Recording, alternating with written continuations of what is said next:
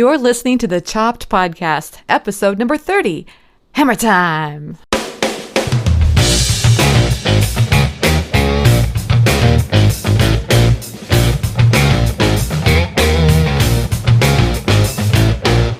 Hey everyone, I'm Marley of the blog Namely Marley. Thanks for joining me today for the 30th episode of the Chopped Podcast. This is the podcast designed for people just like you, bloggers who love food. Each week, I'm sharing interviews, thoughts, and stories, everything related to food blogging so that we can all learn together about what works with food blogging and maybe even a little bit about what doesn't. Today's guest is Kyle Ivins of the Blogger Network. You know, we've got a little bit of a mini theme going on right now because last week I talked with Alexa and Peyton Sherm about monetizing your food blog via creating an e-course. And today, Kyle and I are talking about monetizing your food blog by having ads on your site. And we talk also a little bit about working with brands too. One thing I loved that Kyle said, I asked him his tip for food bloggers, and what he said was, food bloggers need to give up the idea of being perfect. Oh man, ain't that the truth? Because you know what? I've never really thought of myself as a perfectionist. I don't know. I guess I think of a perfectionist as someone who is perfect, like they've got the perfect house and the perfect hair. And, when they reach in their purse to grab a pen, it's like right there. Whoa, that is definitely not me. The thing is, I'm starting to realize there's more than one way to be a perfectionist. See, some people are like active perfectionists. They're actually spending their time cleaning their closets and making sure the house is perfect and organizing their purse. And then there are perfectionists like me. I think I'm kind of like a passive-aggressive perfectionist. It's very obvious to the world that I am not perfect. You could just take one look at me. It's like, I'm lucky if I have my socks matching some days, That the thing is, on the outside, I don't look perfect, but on the inside, there's a part of me that really wants to be perfect. It's just kind of a relief to say those words, I guess. But the thing is, sometimes that passive-aggressive perfectionist in me holds me back. Seriously. I don't publish as many posts as I could because I'm worried about them not being the greatest. Or I spend way too much time editing out like a sand-sized fleck on a photo that it won't even show up on the page. It's ridiculous. I have ideas I want to move forward on right now at this very moment, but I immediately start worrying whether or not I can produce it the way I want to, the way I perfectly want to. And that's the thing that Kyle is saying. He's worked with bloggers from around the country, probably even around the world. And the thing that he's noticed that's the most important is consistency. Consistency is the key. In order to be consistent, you have to let go of being perfect. There's just too much that needs to be done as a blogger to be perfect. And besides, I actually like Kyle's point that goes along with that, and that is, when you're not perfect, it makes you more relatable to your readers. And that's kind of cool too, right? We want to be relatable to our readers. We want people to know us for who we really are. So I don't know about you, but I think this idea of giving up being a perfectionist is kind of a relief. Let's all just take a deep breath.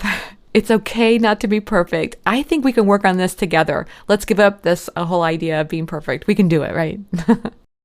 Okay, just a quick reminder that Chopped Conference is right around the corner. I'm so excited, and we've already sold a lot of tickets. I'm really thrilled with it.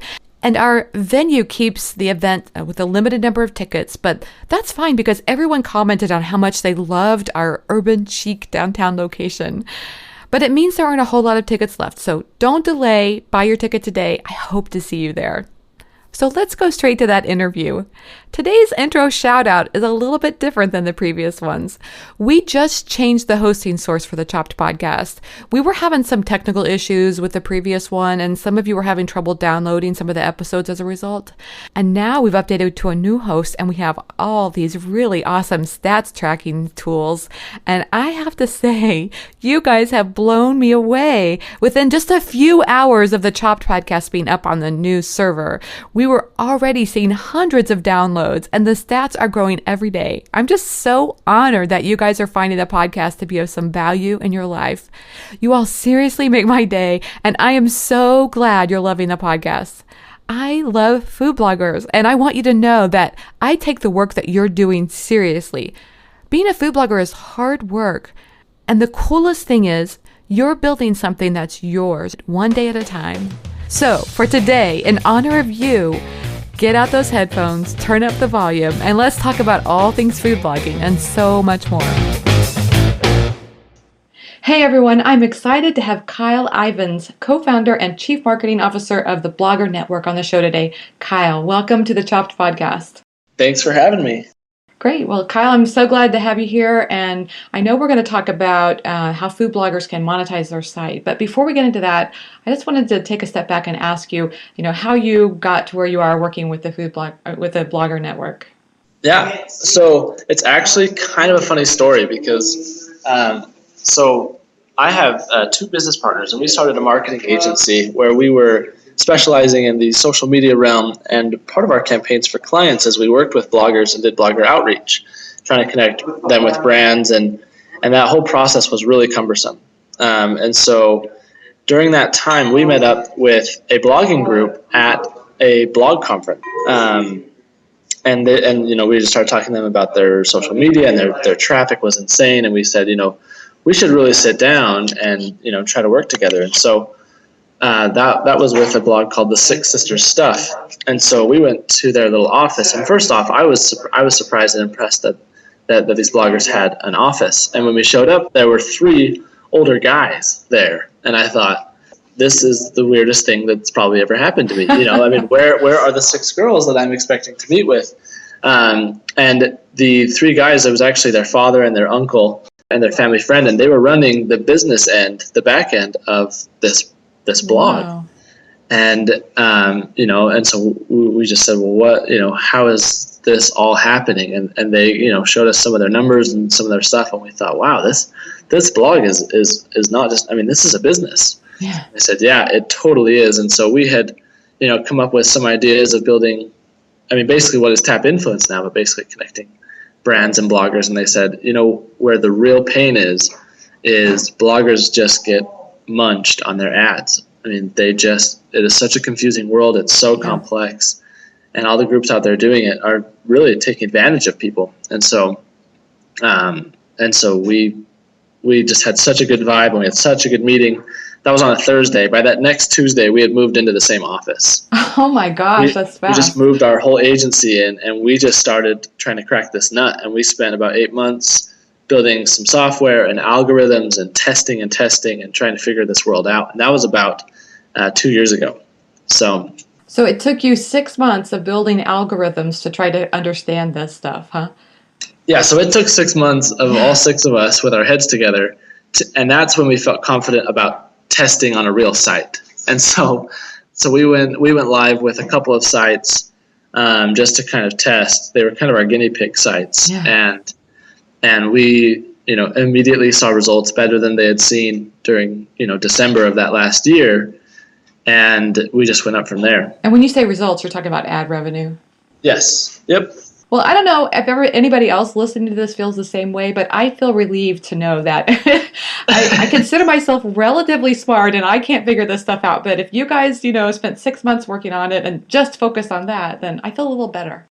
You really shouldn't feel bad at all. It is a mess. It's crazy. Yeah. So you actually started out working on social media and did an about face and said, oh, this is where the market is. This is where we're going.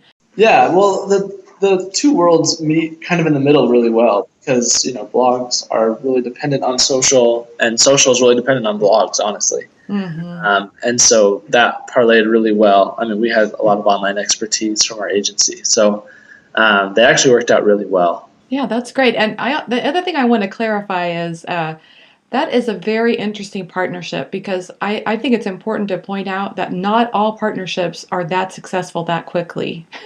Well, they're not. Yeah.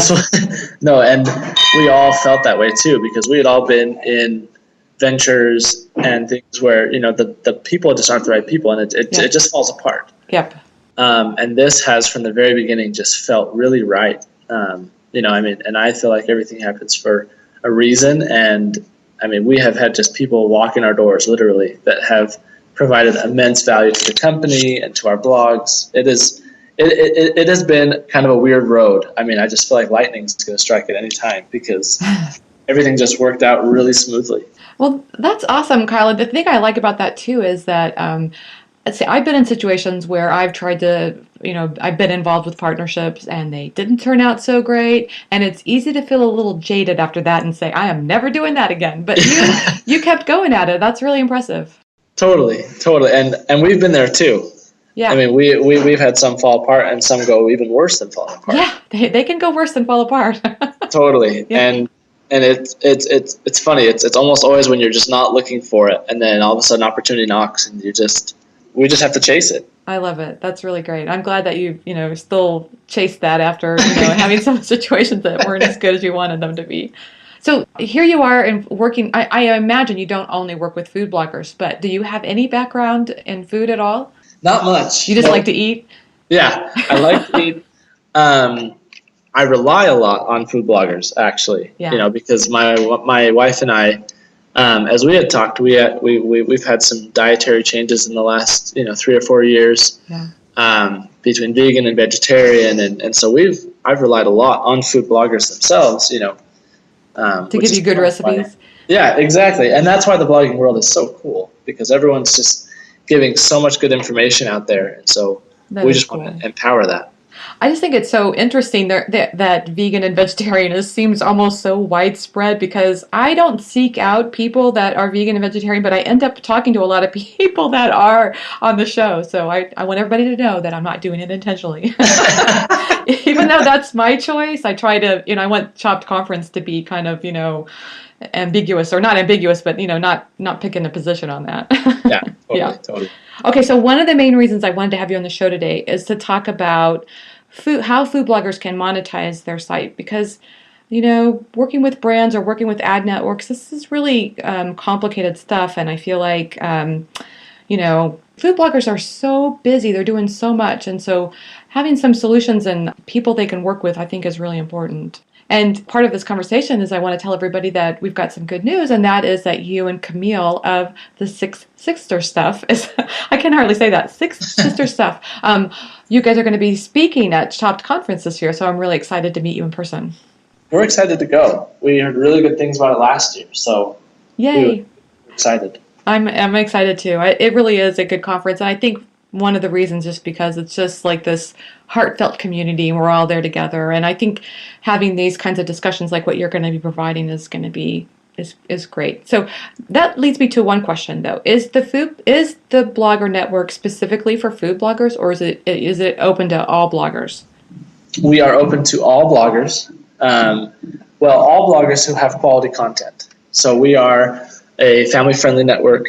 One thing that's really important to our advertisers is that there's brand safety. So we only accept high-quality publishers or websites. So we can service websites, but really we just service blogs, mostly in the lifestyle category. So food, fashion, fitness, DIY, parenting, relationship advice. I mean, there is everything out there, and we can help them all. And I assume that because you said that word quality, that makes me think there must be some kind of application process that somebody has to go to get accepted. Yeah, so we have a quality team. When you first sign up for the Blogger Network, it's more of an application. There's a very long onboarding agreement that you have to fill out with all of your information. And then our team goes onto the site, reviews the content. We put it through some of our software and some of the software of our providers. And blogs do get rejected occasionally for language or for adult or mature themes. There's a myriad of reasons why someone could get rejected, and then sometimes we can work with those publishers to just tweak a couple things to get them approved and kind of set them on the right track. Oh, that's great. So what I didn't hear you say, though, is it's not so much about traffic, it's really more about the quality of the content. Yeah, so we have two different programs. We have a program for bloggers who are from 10,000 page views to 80,000 page views. That's called our Propel program. And that one, with your sign up, you also do pay for the Build Your Blog Academy. It's a one-time fee. And really the focus there is we take the ads off your hands and they can focus on growth.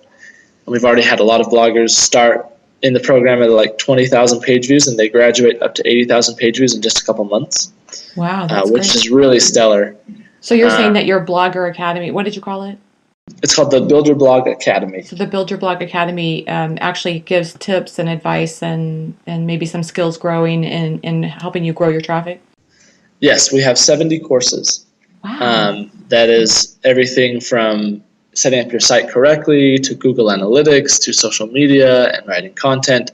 And they're all really foundational principles that have proven for every blog that's really done it, that it's worked. And so, a lot of the ad networks don't let blogs in that are a certain size, and we were that way for a long time too. And just because of size, and it just doesn't make sense at those smaller levels. And so, with the academy, we're able to grow a lot of our blogs or bloggers. Help them grow so that they can get into some of those higher programs that have other things. And so the Propel program is from 10 to 80,000 page views, and then our Ascend and Stratos programs are 80,000 page views and above. I love that, providing people with, like what you said, are these kind of pillars of learning, because my thought is, it's like, I have an MBA, so I went to college and I got an MBA. There's kind of like this nationwide standard on what programs you're going to cover and what knowledge you're going to come out with. And sometimes I think blogging would be better off to have something like that, so you know what you need to know to be good at it. The hard part is your degree would be outdated in like a year. I know, because everything's always changing. Exactly. Yeah. The alternative is to hire everything out and not know anything, but I don't know. Yep. I don't know how to work around all that. Well, speaking of things that we need to know, I was thinking we could go on to some more specifics of ad management kinds of stuff. Yeah. What is one thing that you think every blogger could do better today in managing their ad space? Put your ads next to your content. Okay. That's like the most foundational thing is advertisers want to be next to your content. So if you write really short posts and you have all the ads on your sidebar and they go all the way past your content, those are called orphan ads. And those types of ads can hurt all of the ads across your site. That would be the number one thing that I would recommend if blogs are setting them up themselves.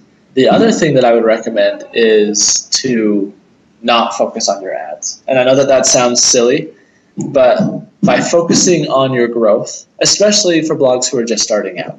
And that's really why we started the Propel program, because as we go around and we've spoken at conferences and we've met so many bloggers, I hear all the time these blogs saying, yeah, I just started blogging like 6 months ago and I spend about an hour a day on my ads. That time is so much better spent on your growth.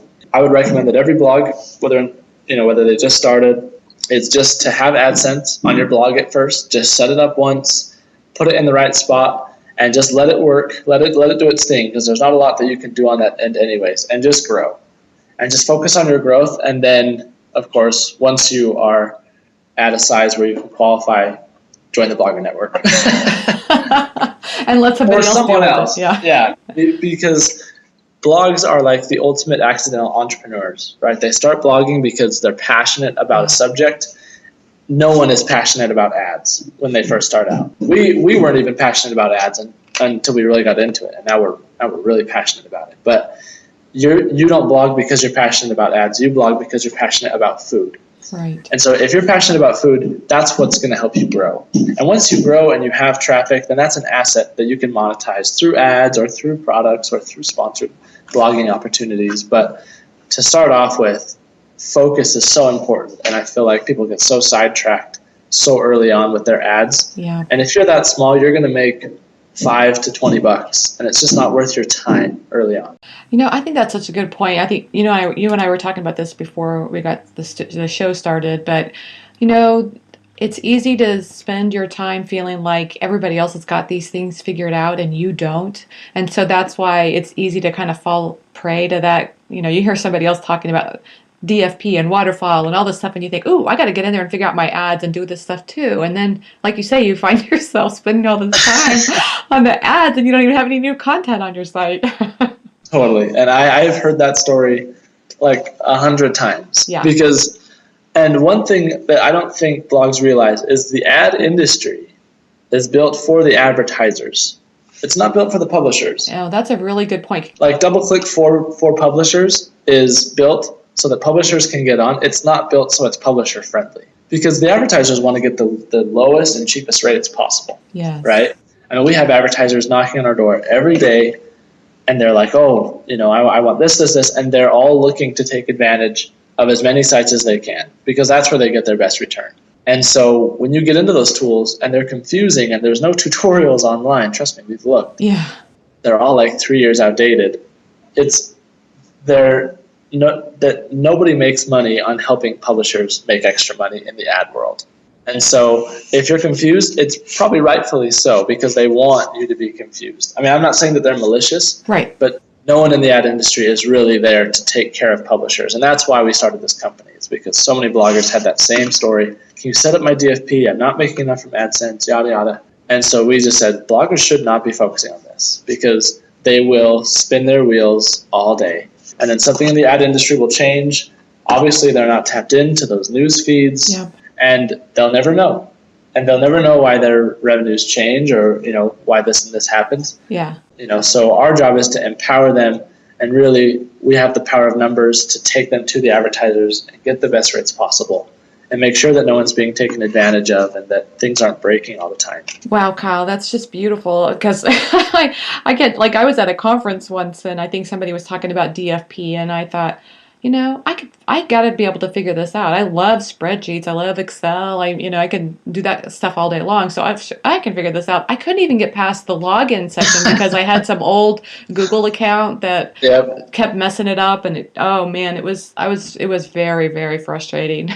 And like you say, I mean, I think it's important. A lot of people who get into being a food blogger, you're doing it because you have this passion to share recipes. And I really just feel like our time is better spent on that part of, not to say that if you have the skill and you have this ability to figure out DFP, I'm really happy for you. But I don't think people should kick themselves if they can't. No, they really shouldn't. And there are bloggers out there who manage their own DFP. Yep. And they love it and they think it's great and they're always testing new stuff, and that's awesome for them. But for the average, blogger, and by average I don't mean like average skill or intelligence, but I just mean like 98% of people do not have the time, right? And that's just not where their time is best spent. Exactly. So I think hopefully everybody gets the message from that, and that is to not feel any guilt about not understanding DFP or waterfalls or that kind of stuff. Yep. But we could talk a second maybe about some of the language that goes on, because even if you're having somebody else manage your ads for you, like the Blogger Network, I do think it's important for you to be able to speak the language so that when you get these reports back, you have a pretty good idea of what you're reading. Totally.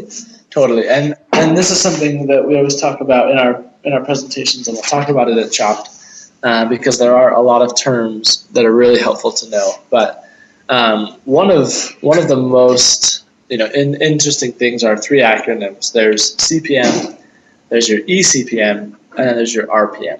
And those 3 things all have to do with each other, but they're all very different. So your CPM, M in all of these means per thousand. So it's per mil. I think it's like Greek or Latin. Yeah. Doesn't make sense why it's not a T, but it's all. So CPM is your cost per thousand impressions. So if your blog has 1 page view and you have 3 ads on that page, you have 3 impressions when that site loads. Of those 3 impressions, someone is going to pay you for those ad impressions, but they pay you per 1,000 impressions. Now, thanks to whatever you want to call it, microfinance, they're actually paying you really small portions of a penny, right?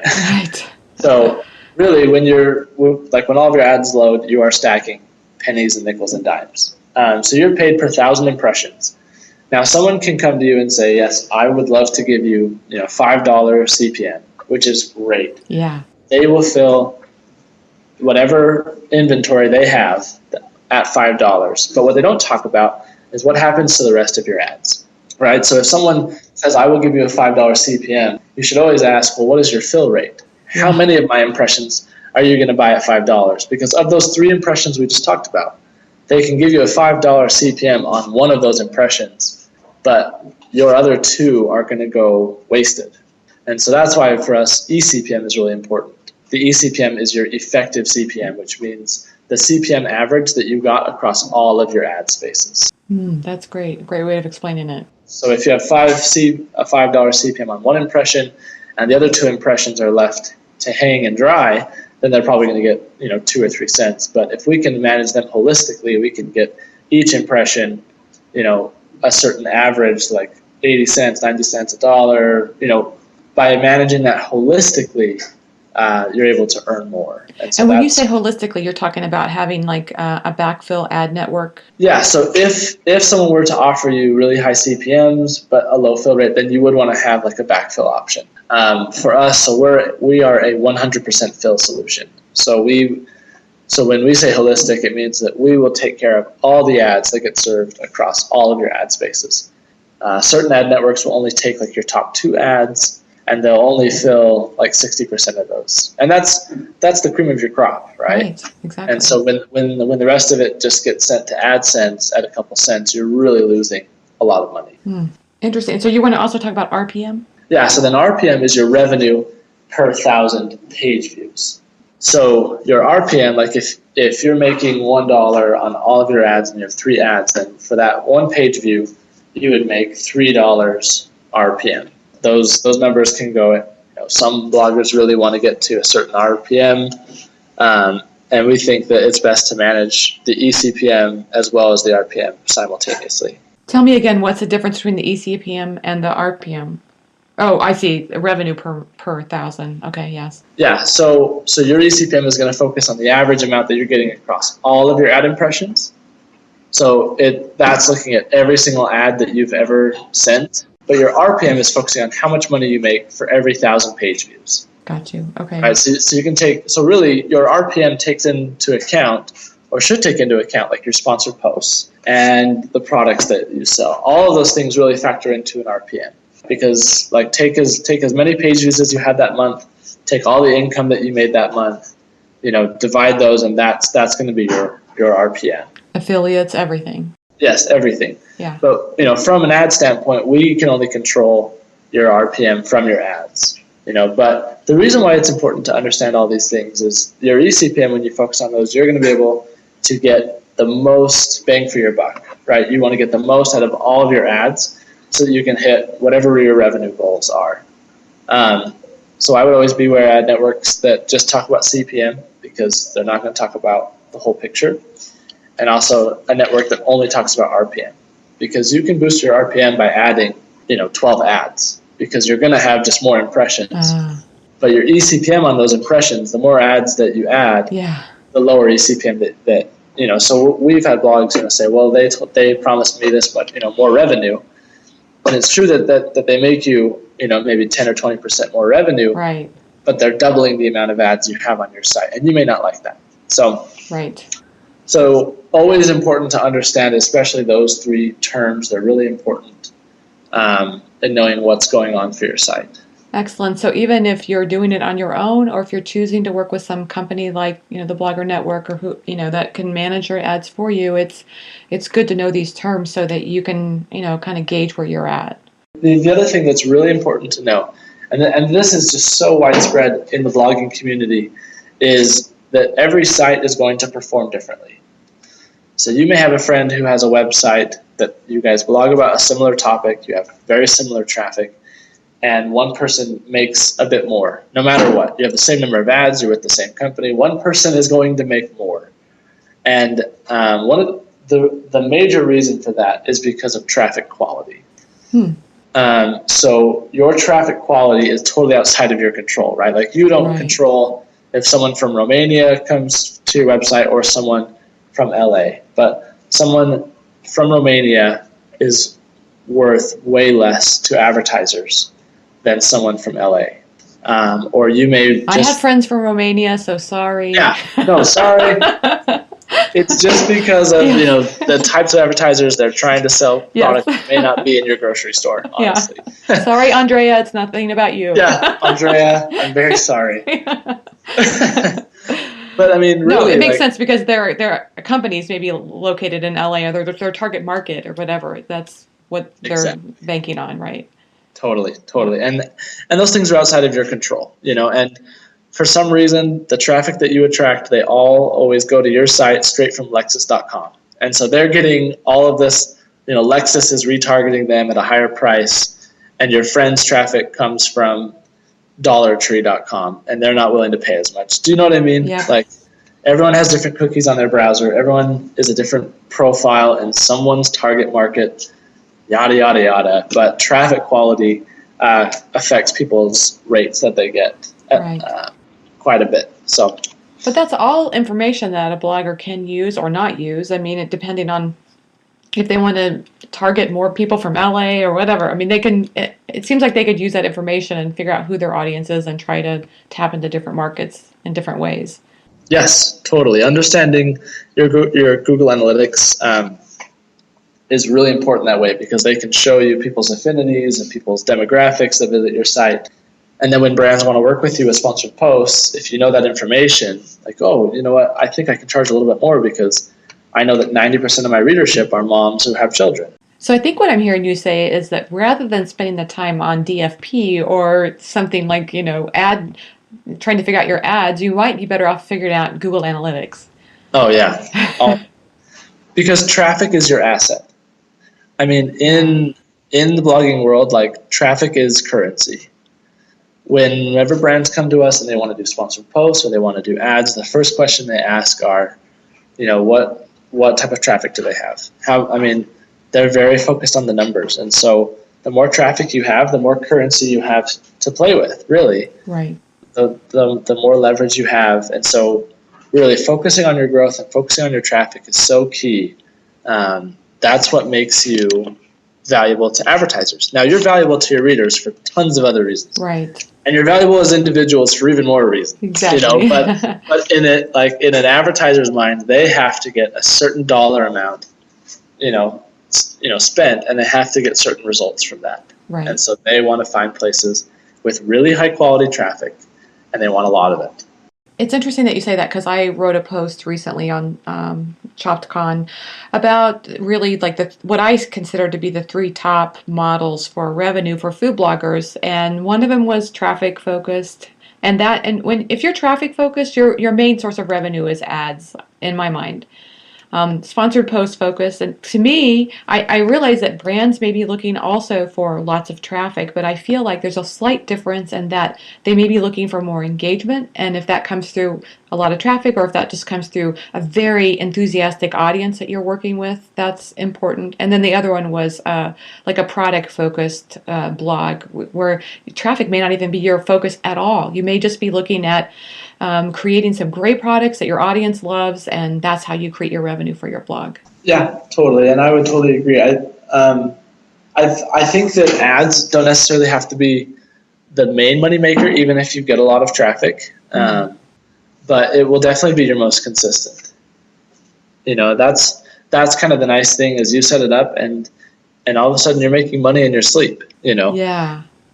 And so that's why I think that having ads is the most solid foundation to build on, and then working with brands back and forth and creating those relationships. Those will grow over time, but they do, they obviously do take time. I'm glad to hear you say that, Kyle, because sometimes my head is so intertwined in the food blogging world, and I hear a lot of people will say things like, oh, we're just not making as much money out of ads anymore. It's just not worth the time, or whatever. So what I'm hearing you say is that it is still worth your time to work with ad networks. Yes. Ads are not going anywhere. What's nice is there's always new technology and there's always new offerings. The static display ad of just a picture, those prices will just go down.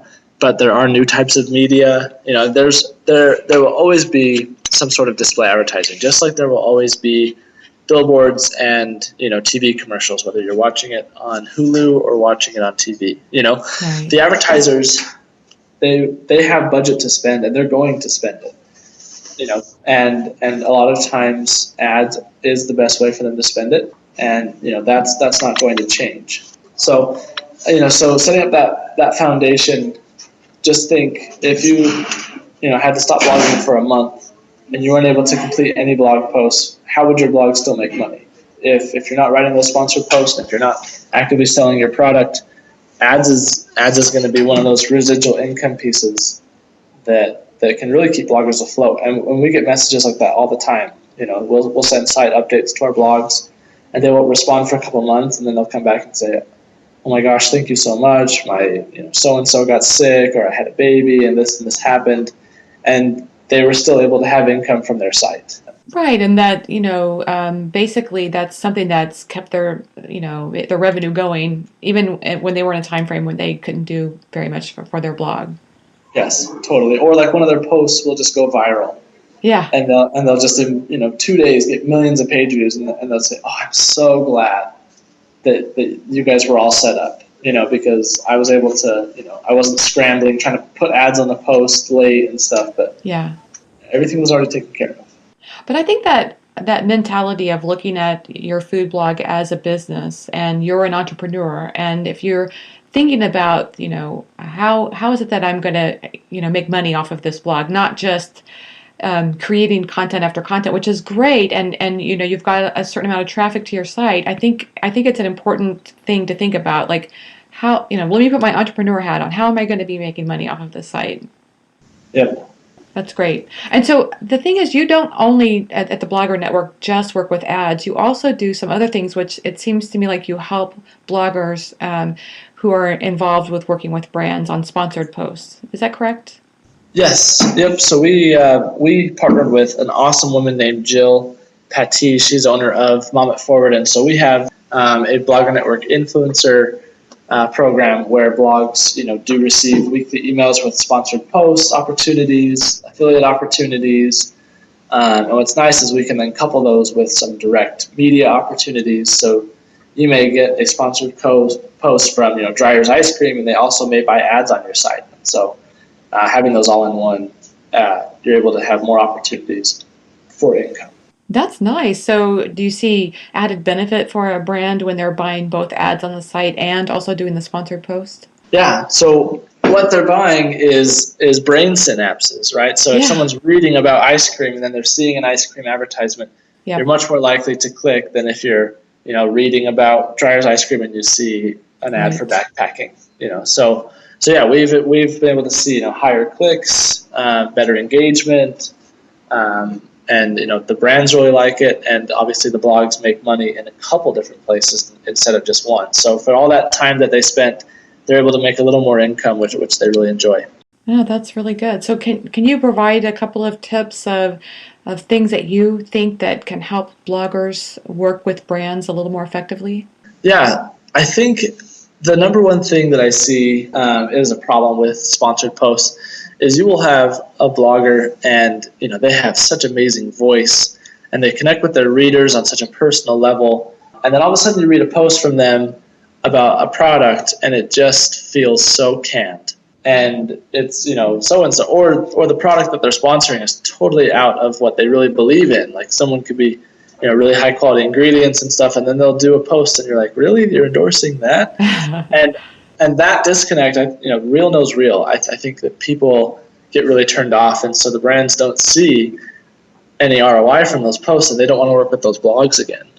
But when a blogger can incorporate a sponsored post into something that feels genuine and really is genuine, someone who has used the product and they actually do enjoy it and they want to write about it and they incorporate it into multiple posts. Right, like the blogs that just do exactly what the campaign says. Okay, I have to write 500 words. I have to do this. But if they say, I like this product. I'm just going to put it in 3 different posts over the course of 2 months. People start to recognize that they really endorse that product. And then when a blog really endorses a product and their following really trust them, they can sell out of a product inventory in 10 minutes. I mean, the influence that blogs can have is insane. And that's why brands want to work with blogs. But if a blog doesn't really put their soul into it and they just do it for the money and that's what they're in it for, it comes through, Yes, and I can see where I can totally understand a kind of stingy mentality that can come over a blogger because we do so much work. And so I can see where, okay, they asked for these 5 things. I am going to do those 5 things. But I think what I'm hearing you say is to be a little bit more generous, and that will help your readers feel the love of the brand as well, and you'll have a more effective sponsored post in the end. Yeah, and maybe that extra isn't just extra posts, but maybe it's getting really creative with the post, and maybe it's really like actually incorporating it into your day and giving a real review, rather than just saying, this is the canned response that the brand wants me to put in here, Right. But Seth Godin has a really good book called Lynchpin. Here at the Blogger Network, we do a tradition called TED Talk Tuesdays, and we have someone in our company give a TED Talk. How cool. Quote unquote TED Talk, right? Yeah. And we're actually doing Lynchpin tomorrow. And Lynchpin talks about giving gifts, right? Like to really make a difference, to have influence. A lot of the stuff that you do is just free, and you just give it to the world. And the universe will reward you as you give those gifts, right? And bloggers give those gifts all the time. And I know that a blog can feel like they're always doing that, but that's been the number one complaint that we've seen from brands is, that it just didn't feel authentic. But also the number one thing that brands love when a blog just wows them, and then when a brand gets wowed, they want to set up future relationships with that blog. They'll say, oh my gosh, you totally killed it. You had way more clicks than we thought. Why don't we set up a long-term agreement where you can be one of our brand ambassadors? And they'll fly blogs around. I mean, a lot of really good things can come out of giving gifts. And so that's what I would recommend. I love that. And I think actually that's a great mentality to have in life in general, is to be a giver. And so, that's a good thing to remember is all I'm saying. Yeah, totally. And I would recommend the book too. Excellent. It's on my list. I love Seth Godin, but I haven't read that book of his yet, so I'm definitely going to put that on my list. I think it's his best. I really do. Really? Cool. Yeah. That's awesome. So I spoke with Rachel Girk back in episode 11, and she talked about how food bloggers can work with brands. And one thing we talked about was this idea of having a media kit. Is that something that you think a blogger should just, have at the ready? Yes. Yep. Yeah. Knowing your numbers and knowing your demographics and stuff is something that, I should be able to wake you up at 3 a.m. and you should be able to give me your page views and your uniques and your page views per visit. I mean, brands have benchmarks, and if you can't talk their talk, you have a really hard time communicating. So I would definitely have like a media kit always on the ready. I would update it every 6 months or 3 months. Brands really do need to know your numbers before they can engage with you. Yeah, and on that line too, it seems like on a media kit, having your mission statement or your elevator statement or whatever they call that, just so that you can what your blog is about and your brand is about. And if you're able to connect with another brand, that's great. But like you said earlier, if it's not a good connection, then you probably don't want to go there anyway. Yeah, totally. And you want to align with people's whys. And if you don't believe something that a brand believes, then there's going to be that disconnect, and people are not moved by that. Yeah. But people are moved when they align with someone who believes what you believe. And if you see on your Google Analytics, you see how much of your traffic are returning visitors, those people have connected with you on a deeper level. They've connected with your blog on something that you believe. Whatever it is that you believe, they believe too, right? If you're a homeschool mom who loves to sew your sew aprons or whatever, like there's someone else who is having a very similar experience to you. Right. And so they're going to believe a lot of the things that you believe in. When you endorse a product that they don't believe in, or that doesn't work for them, you damage that trust, Right.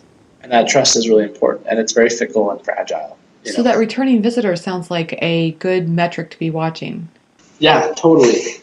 I think that the more returning visitors you have, the more you're touching people. Yeah. But also, if you're in like kind of a hyper growth mode, don't be disappointed if not much of your traffic is returning, because you're getting out in front of new people. So you maybe have just had a post go viral. Maybe, I know you said 1 million earlier, but, viral, I think, is something that can be defined differently as well. I've seen some people who say viral and they've gotten 10,000, which is great, Which is awesome. Yeah. Yes. But if you're going through a time like that where you've had some kind of fluke thing that happened and all of a sudden you're getting, hopefully not a fluke, but hopefully it'll be something that happens all the time. But all of a sudden you've got a big influx of traffic, then of course that return visitor percentage is going to go down. Yeah, Exactly, and it's not terrible. Yeah. Or you just may be really, really good on Pinterest, and so people come, they read, and they leave, and they don't find you again. That's okay too. Right. But you will have those returning visitors, and as that number grows, they look to you as an expert. And you may not feel like an expert, but you've got a website, so you're an expert. Yeah, that's right. And I think that returning visitor percentage sounds to me a little bit like the word engagement, right? It's like a metric for engagement because it's showing how compelling your content is that people want to come back to it. Yes. So do you see any trends for food blog that food bloggers may want to pay attention to as far as working with brands? I think that there's more brands out there than there's really ever been. And I know that bloggers are just kind of bombarded in their inboxes. The biggest trend that I see is having a really good VA sort through those emails. Honestly, and picking out the really good opportunities. But I think that as a food blogger, you kind of have to define your niche. And the stronger you are in your niche, the more likely brands are going to be willing to work with you because you've kind of had like a self-selected audience. I mean, obviously, as like a vegan blogger yourself, vegan brands are going to know where to go, right? It's harder for them to work with a blog that supports multiple niches. Right. Getting niche-y, I think people are going kind of further down into this is the type of food that I like, the type of food that I do, and brands who fit in that realm are much more interested to work with those blogs than something that maybe touches on lots and lots of different places. Hey, that's great. And that leads me to another question, which is, have you seen any trends as far as working with brands that they come out of a campaign and they can say this is what success is? I can imagine that can be so different, but I didn't know if you have seen anything that, kind of goes across all the brands that you've worked with. Yeah, I think that if you're really into working with brands and sponsored posts, then start incorporating brands into your post, whether or not you're being sponsored. There's a really good blogger.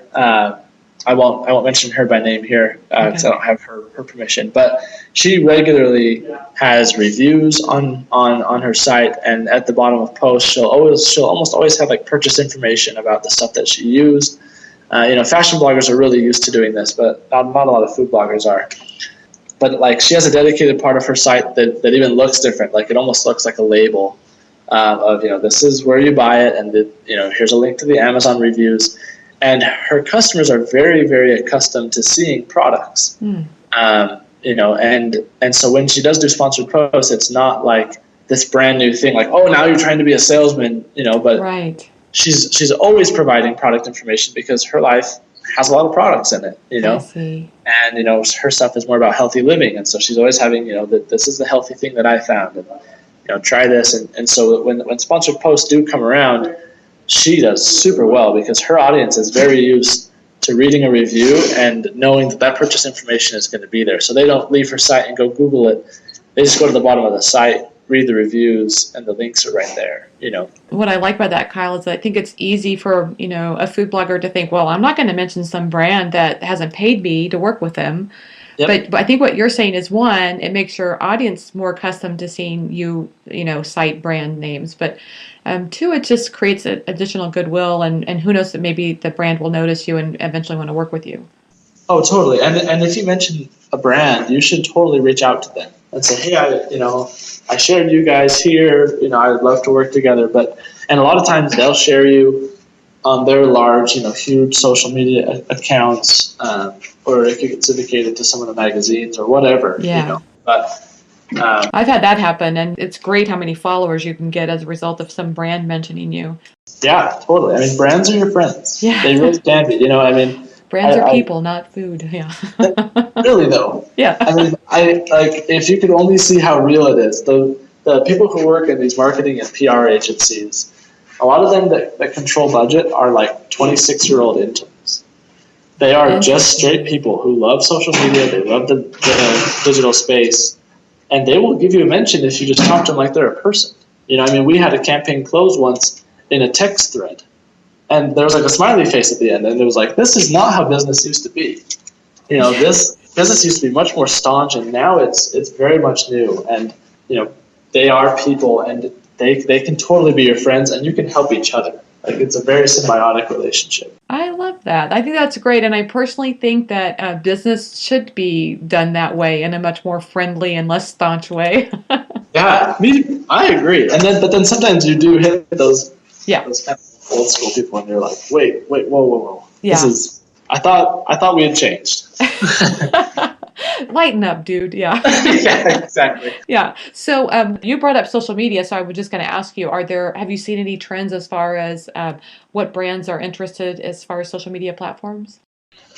They are more interested in engagement than reach now. They know that reach can be a little exaggerated, so they do look for engagement. A lot of them, just really want to be out there. I mean, brands sometimes have a hard time finding and having good content, and so being able to offer, hey, I have this many followers on Snapchat too, or whatever it is. I mean, there's brands love all of the different diverse things that you can offer them.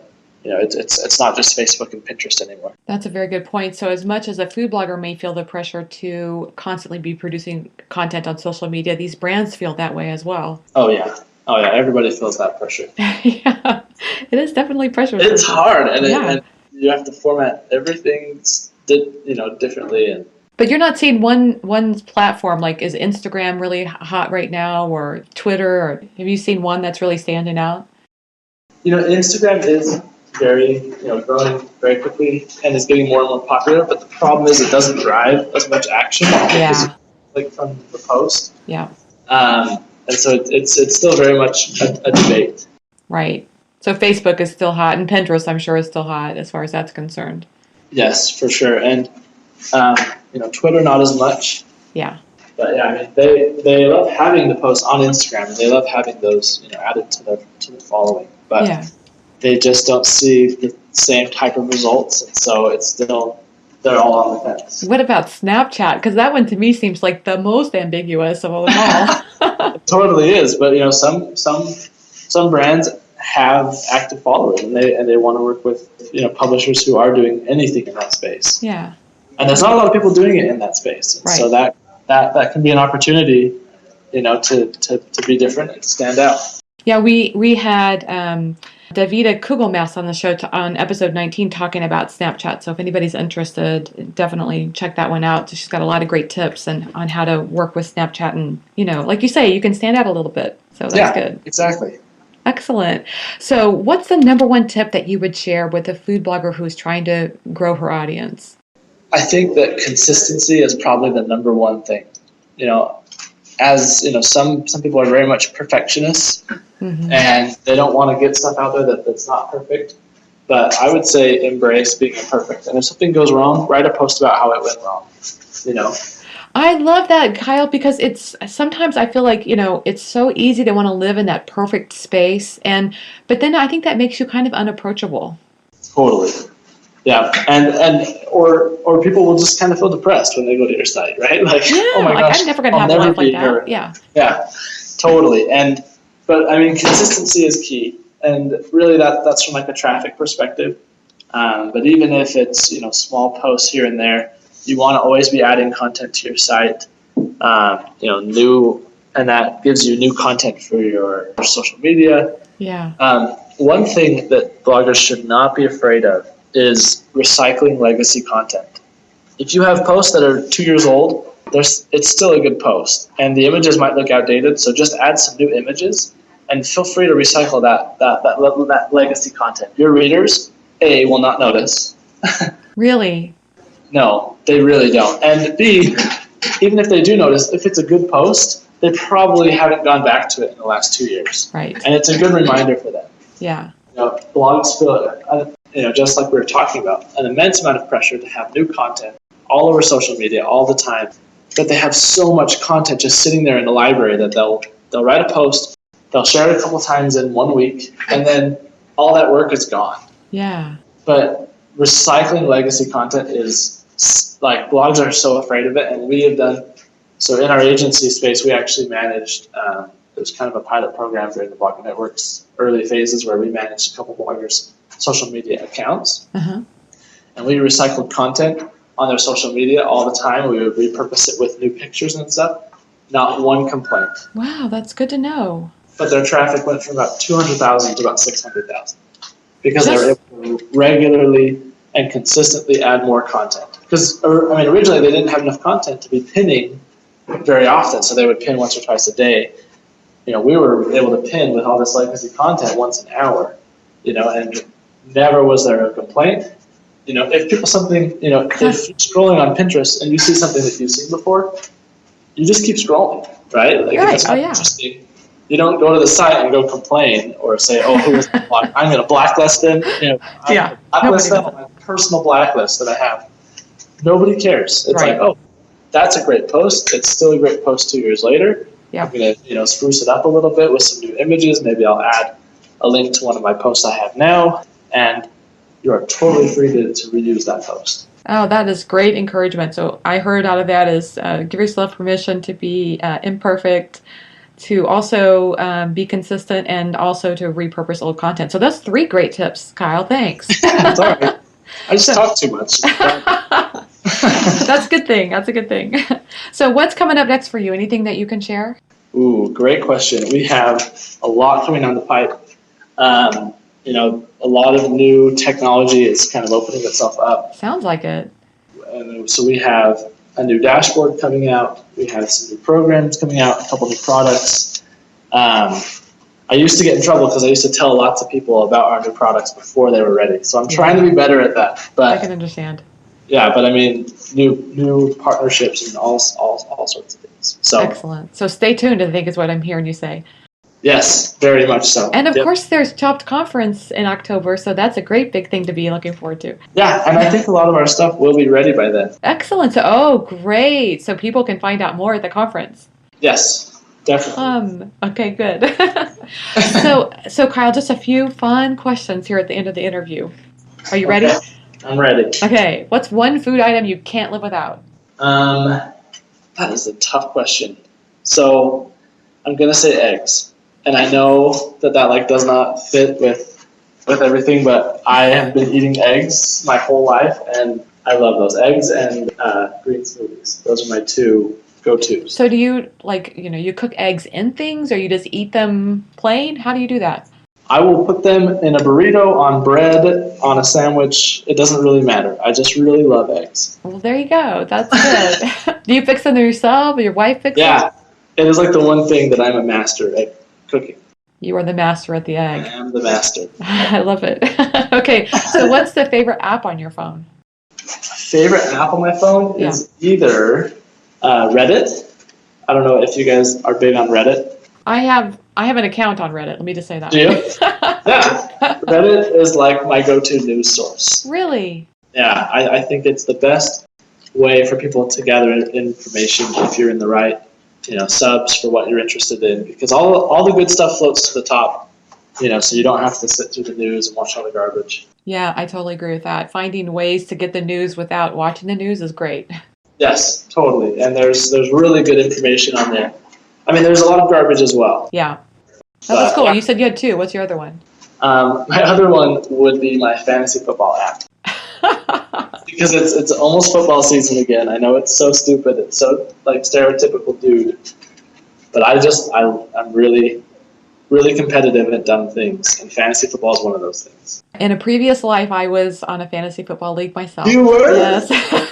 Oh, it's so fun. You should start again. Actually, now I'd probably be on a fantasy tennis league. All I watch is tennis. I love it. Oh, really? Yeah, cool. I'm crazy about it. But yeah, football.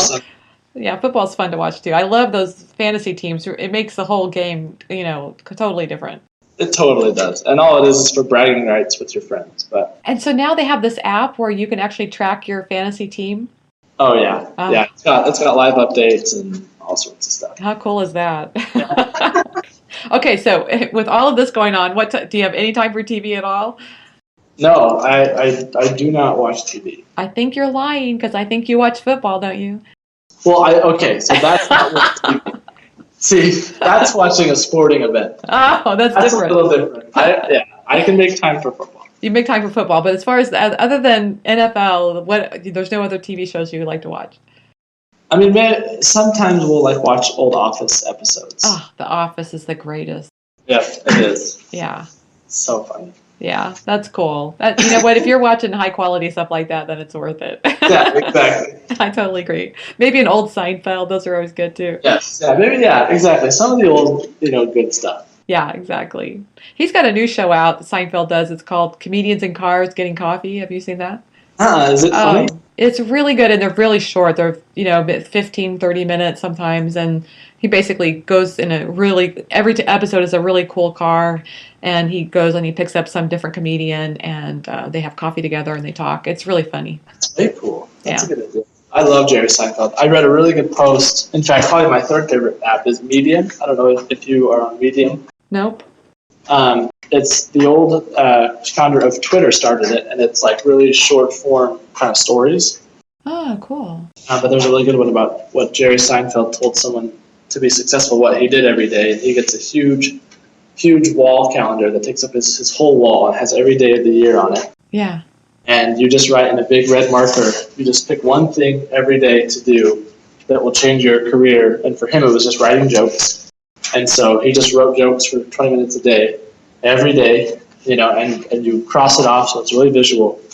But it was really a good post. I think I read that quote too, and I think he said your goal is not to break the chain. Like, Exactly. you Yep. just keep it going, whether you feel like it or not. You just every day do that. Totally. Yep. Yeah, that's great advice. Hey, Kyle, how can people find you online? So you can visit us at thebloggernetwork.com. That's where you can apply, where you can read up on us. We're also on Twitter at tbloggern. I'm on Twitter at Dr. K. Ivins. Don't ask me why. Okay. Well, you can, and the answer is I have no answer. Okay. Well, thank you. You asked the question for me. or just email me at kyle@thebloggernetwork.com. Excellent. Kyle, thanks so much for taking the time to talk with me today. I had a great time. Thank you so much for the opportunity. Thanks to Kyle Ivins for being my guest on today's episode of the Chopped Podcast. If you were out running around and couldn't write down something important, don't worry, we took the notes for you. Just head on over to choppedcon.com where I put up links for each show, including the stuff we talked about today and more information about our guests. I hope you're loving the Chopped Podcast. If so, it would mean the world to me if you'd head over to iTunes or Stitcher and give it a review. You can do that right now. Also, you can spread the word about the Chopped Podcast using @ChoppedCon on Twitter or Instagram, or even Facebook. Your shout-outs really mean a lot. You inspire me, so I hope today's show is helpful and inspirational to you as well. Thanks so much for listening, and have a great week.